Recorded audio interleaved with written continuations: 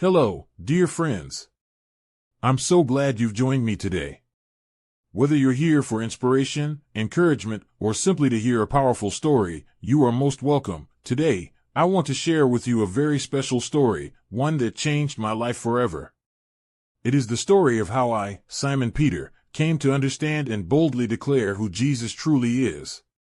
This moment was not only a turning point in my journey with him but also shaped the lives of countless others who would follow.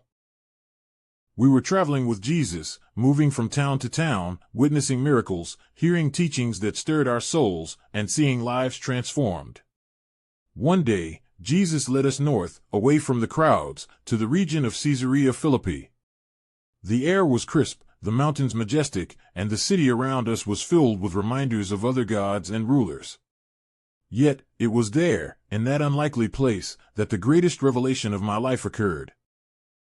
As we paused along the dusty road, Jesus turned to us, his closest friends, and asked a question that seemed simple at first: "Who do people say that I am?"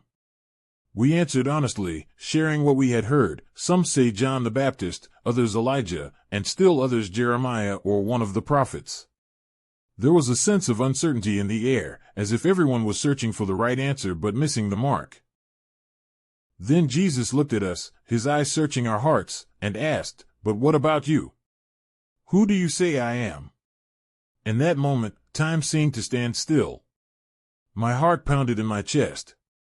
I had seen him calm storms, heal the sick, and speak words that pierced my soul.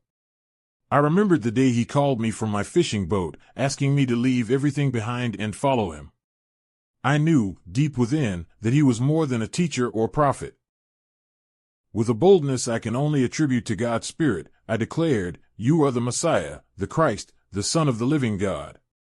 As soon as the words left my lips, I felt a rush of awe and humility. It was as if a veil had been lifted, and I could see Jesus for who he truly was, the promised Savior, the hope of Israel, the very Son of God. Jesus smiled at me, his face full of love and approval.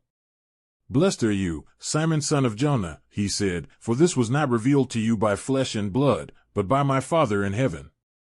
I realized then that this understanding was not of my own making. It was a gift, a revelation from God himself. He went on to say, "And I tell you that you are Peter, and on this rock I will build my church, and the gates of Hades will not overcome it." The weight of those words settled on me. Jesus was entrusting me, a simple fisherman, with a role in his grand plan. I felt both unworthy and deeply honored. That day at Caesarea Philippi, my faith was solidified. I understood that following Jesus meant more than witnessing miracles or hearing wise teachings. It meant confessing, with all my heart, that he is the Christ, the one sent to save us all. It meant embracing a journey of faith, even when the path was unclear. Looking back, I see how that confession became a foundation not only for my life but for the lives of all who would come to believe. Jesus is the Messiah, the Son of the living God. That truth changes everything. Thank you for listening to my story. May God bless you richly and keep you strong in faith as you follow him. If you want to read this in your own Bible, turn to Matthew 16 verses 13 to 20, Mark 8 verses 27 to 30, or Luke 9 verses 18 to 21.